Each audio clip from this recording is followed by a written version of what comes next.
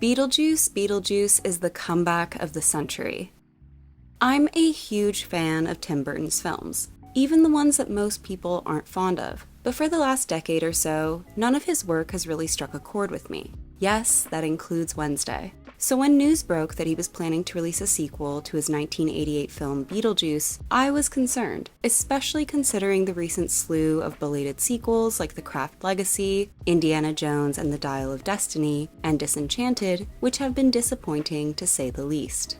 Many of these sequels have relied solely on nostalgia to get people interested, instead of, coming up with a good story. So imagine my surprise when I sat down to watch Beetlejuice, and it wound up being one of the most enjoyable movie experiences I've had all year. I laughed, I screamed, and most importantly, I left wanting more. In today's video, I'm going to be talking about Beetlejuice, including the sequel's time in development hell, its numerous Easter eggs and recurring gags, as well as what I did and didn't like about the film. Obviously, there will be spoilers, so don't say that I didn't warn you. Now let's get into it. For those of you unfamiliar with the original 1988 film, it follows Adam and Barbara Maitland, a loving couple living in a quiet town in Connecticut. After a freak car accident, the two crash into a river and drown, returning to their home as ghosts. Unable to leave, the two watch as their house is sold to the Dietzes, an eccentric family from New York City who couldn't be more different than the modest Maitlands. Consulting the handbook for the recently deceased, the couple visit the netherworld, with their caseworker, Juno, informing them that they have to live in the house for the next 125 years before passing on. Not wanting to share their space with these yuppies, they set out to scare the Dietzes away, but their attempts are foiled as only moody teenager Lydia is able to see them. Out of desperation, they get in touch with Beetlejuice, a self-proclaimed bioexorcist, but his sleazy behavior turns them off and they decide not to hire him. The Maitlands attempt to haunt the Dietzes themselves, but the New Yorkers are unfazed by their theatrics, instead being inspired to transform the town into a supernatural tourist spot. Wanting nothing to do with this plan, the Maitlands hide themselves, only for the Dietzes' interior designer, Otho, to summon them to their pitch meeting with a stolen handbook. This plan goes awry, with Barbara and Adam being accidentally exorcised, much to Lydia's horror. She decides to summon Beetlejuice, but he refuses to help unless she marries him, which would allow him to enter the mortal world. She agrees to his terms, and Beetlejuice quickly saves the Maitlands before beginning their wedding ceremony. Thankfully, the Maitlands are able to stop the marriage in the nick of time, with Beetlejuice getting eaten by a giant sandworm, and the two unconventional families agree to live together in harmony. Like most films, Beetlejuice underwent a good deal of changes during the development process, most notable being its tone, which went from bleak and gory to silly and camp. One example is the Maitlands' initial car crash, which was more graphic in the original script, with the couple screaming for help as they slowly drown. Instead of just scaring the Dietzes, originally Beetlejuice was planning to murder them, and wanted Lydia to have sex with him in exchange for his help, instead of just marrying him. In another early version of the story, Lydia had a younger, less angsty sister, Kathy, who was the main protagonist, but the two characters were eventually merged together in the final film.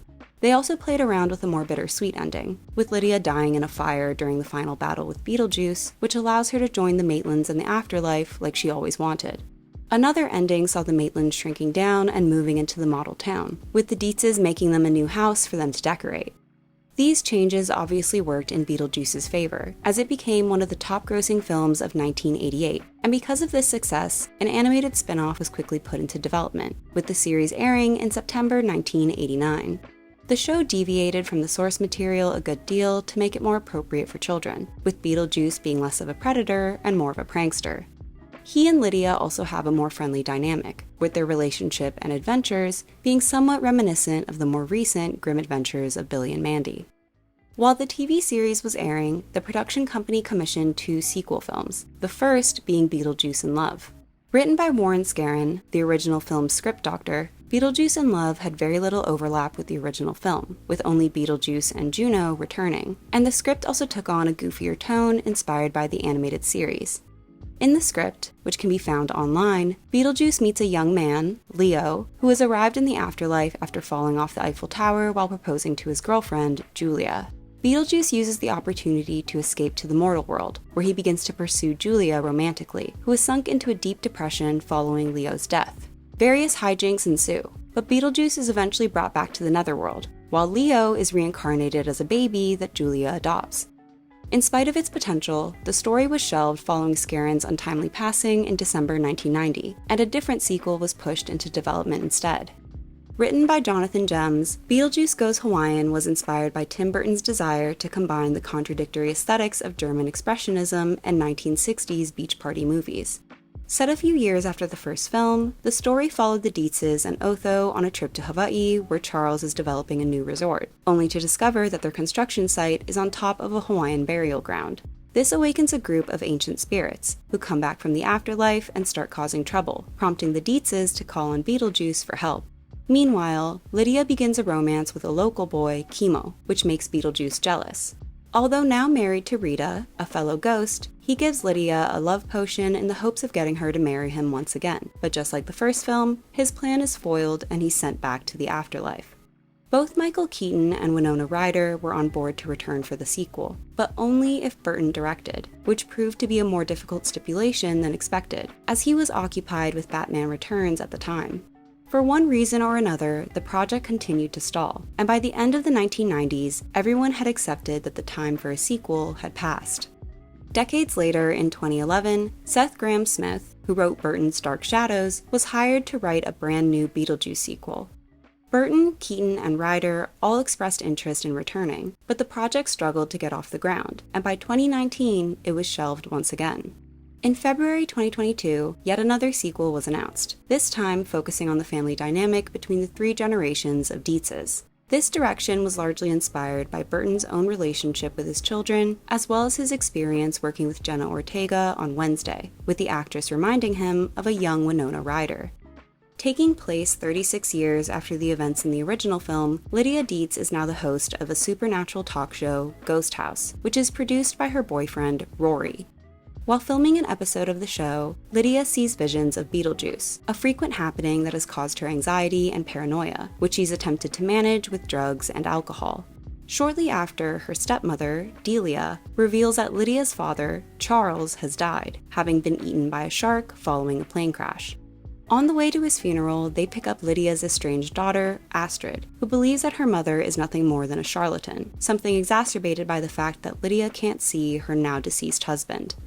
After the funeral, Rory proposes, which Lydia reluctantly accepts, and they arrange to marry on Halloween night, much to the chagrin of Astrid and Delia. Upset, Astrid rides around town, accidentally crashing into the woods where she meets Jeremy, a teen boy who is just as unique as she is. On Halloween, Astrid goes over to Jeremy's house and the two share a kiss, whereupon she discovers that he's actually a ghost. He convinces her to help him come back to life, telling her that by doing so, she'll be able to meet her father.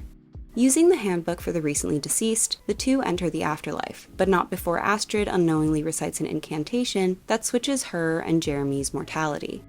After discovering this, Lydia calls upon Beetlejuice for help, and once again, he asks for her hand in marriage in the hopes of staying in the mortal world permanently. Lydia signs the contract, and the two set out for the afterlife, having to evade capture from ghost detective Wolf Jackson, as well as Beetlejuice's soul-sucking ex-wife, Dolores, who plans to kill him once and for all. Meanwhile, Delia has also wound up in the afterlife, having been killed by a pair of snakes that she believed were no longer venomous. With Jeremy's plan solidly in motion, Astrid is brought to the Soul Train, which will bring her to the great beyond, but before she can board, her father and mother are able to find and rescue her. After a quick reunion and reconciliation, Lydia and Astrid return to the mortal world, arriving at the church where Rory is waiting. Beetlejuice sends Jeremy to hell and follows Lydia to the church, injecting Rory with a truth serum that reveals that he was only after her money. Having successfully hijacked the wedding, Beetlejuice prepares to marry Lydia, but the festivities are put on pause when Dolores and Wolf arrive. During this final battle, Astrid gets one of the sandworms to eat Dolores and Rory, while Beetlejuice freezes Wolf in place. But before they can say "I do," Astrid reveals that the contract Lydia signed is invalid, allowing them to send Beetlejuice back to the afterlife. Afterwards, Lydia films the final episode of Ghost House, declaring that she wants to spend more time with the people that matter. With Beetlejuice implied to still be haunting her, perhaps another sequel is in the works? Compared to the original film, the sequel turns everything up a notch, especially the humor and horror, keeping you on your toes at all times. Chock full of recurring gags, you'd probably need to watch the film half a dozen times to catch them all, but I definitely had my favorites. Although bearing similarities to the shrunken-headed character in the first film, Bob is an entirely new addition to the Beetlejuice universe, and one that I hope we get to see again, even if it requires some retconning. Working as Beetlejuice's right-hand man, Bob doesn't utter a word the entire film, but his nervous energy says plenty, and any time he showed up on screen, I couldn't help but burst out laughing. The original film has two iconic song and dance numbers, one at the Dietz's dinner party, and the other when Lydia gets home from school. The sequel pays homage to these moments with its own lip-syncing scene, with Beetlejuice serenading Lydia to Richard Marx's Right Here Waiting, and the entire family later dancing to MacArthur Park by Richard Harris. The first time this happens is funny enough, but the second time around, I literally shrieked, because I couldn't believe that they actually committed to the bit, for 7 whole minutes. One of the film's best gags is how they deal with Charles Dietz. For anyone unfamiliar, the character was originally played by actor Jeffrey Jones, who was arrested in 2002 for possessing inappropriate images of children. Thankfully, they chose not to bring back the sex offender for the sequel, brutally killing him off at the start of the film. While I expected that outcome for the character, what came as a surprise was how they continued to incorporate Charles into the story, having him walk around with his head bitten off and comically spurting blood. Although it's still just as zany as the original film, I find the sequel to be a bit more gruesome, with buckets of blood, slimy intestines, and evil, possessed toddlers. If you ask me, the only scary part in the original is maybe the shrimp hands and snake Beetlejuice. There's an over-the-top quality to these horror moments that some might find cliché and comical, but that's one of Burton's defining features. And with the film keeping CGI to a minimum, the practical effects make it feel like a proper Beetlejuice sequel instead of an overproduced Netflix movie. As far as belated sequels go, I think they did a better job than most when it came to honoring the pre-existing characters. Although he's not quite as handsy as he was in the original film, Beetlejuice is still as vulgar as ever, which is sort of the appeal of the character. I saw some people complain about Lydia becoming weak, but I think that sort of trajectory makes sense for her character. Sure, she was sassy and confident in her youth, but seeing ghosts everywhere you go would undoubtedly have a negative impact on a person. Let's not forget that in the original film, Lydia was ready to die because she was so unhappy, so those sorts of negative and depressing emotions have always been a part of her character. I do wish that we'd seen more of her substance abuse issues, however, as it's really only mentioned at the beginning of the film by Rory, when it would have been interesting to see Astrid or even Delia confront her about this unhealthy coping mechanism. Although Delia has turned into exactly the type of person I imagined she'd become, which yes, is very Moira Rose, I wish that we'd seen more interactions between her, Lydia, and Astrid. Because the film is about family, instead of focusing on Charles or her art, I would have liked to see her take part in Astrid's rescue, maybe even dying to save her. Sure, Delia's death by snake is funny, but it would have been great to see her not be selfish for once. Although it didn't actively take me out of the film, I would have liked to have seen more of a contrast between the main female characters in regard to their clothing, personalities, and interests. In the original film, a lot of the conflict and humor comes from the differences between the Maitlands and the Dietzes, with one side being normal and the other unusual. In the sequel, everyone is an eccentric, leaving Astrid, Delia, and Lydia with more similarities than differences. Sure, Astrid has a sort of fight the power vibe that clashes with Delia and Lydia's capitalistic tendencies, but overall, they're just variations of the same type of quirky. I think it would have been interesting for Astrid to be more of an average Joe, someone grounded in reality whose frustration over her family's oddities would be more believable because she truly has nothing in common with them. Where the film falls flat is its villains, which there are far too many of. Beetlejuice is obviously the strongest of the bunch, having a clearly defined personality and motivations to match. But Rory, Jeremy, and Dolores are a bit lackluster. Rory is mainly there to create tension between Lydia and Astrid, but since it's pretty obvious that Lydia doesn't actually love him, when his true intentions are revealed, there's no emotional impact. He does have some funny moments, especially when interacting with Beetlejuice, so I'll give him that. What I think could have been better would be Delia taking on a momager role instead, which would force her and Lydia to interact more and create a stronger sense of reconciliation by the end of the film. As a whole, Jeremy was a pretty predictable character, and I guessed that he was a ghost and a murderer shortly after his introduction. However, I think he had potential. As someone who was once a naive teenage girl, I would have fallen for his gloomy hipster routine, hook, line, and sinker, so he definitely works as Astrid bait. He just needed more time to endear himself to her and the audience. If he and Astrid had several meetings, it would have made her blind trust in him more believable and his betrayal sting even more. He's also killed off pretty unceremoniously, which I know is to give Beetlejuice his time to shine, but part of me wishes that Astrid had been able to off him herself. The worst villain by far was Dolores, which pains me to say as a longtime fan of Monica Bellucci. Although she has the highest kill count in the film, she doesn't actually impact the story in any meaningful way, to the point that you could edit her out, and it really wouldn't change anything. Sure, she's the reason that Beetlejuice is dead in the first place, but we didn't need to know that to begin with. However, I will admit that the homage to Italian horror was brilliant.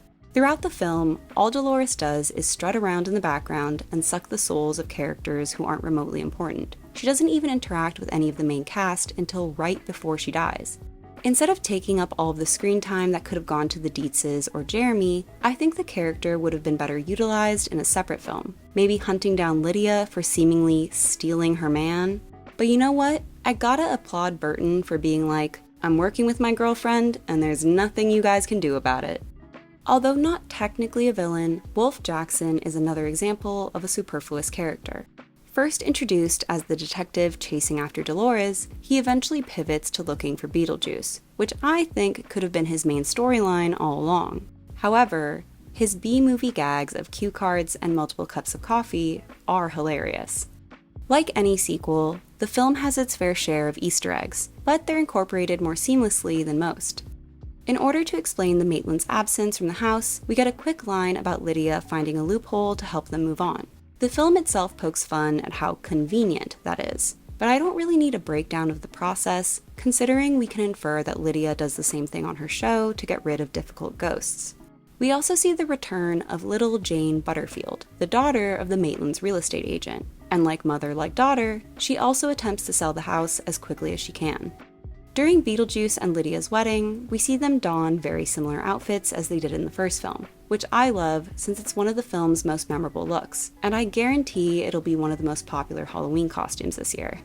Now this is a teeny tiny plot hole, but in the original film, Otho makes a joke about people who commit suicide becoming civil servants in the afterlife, something that's proven to be true.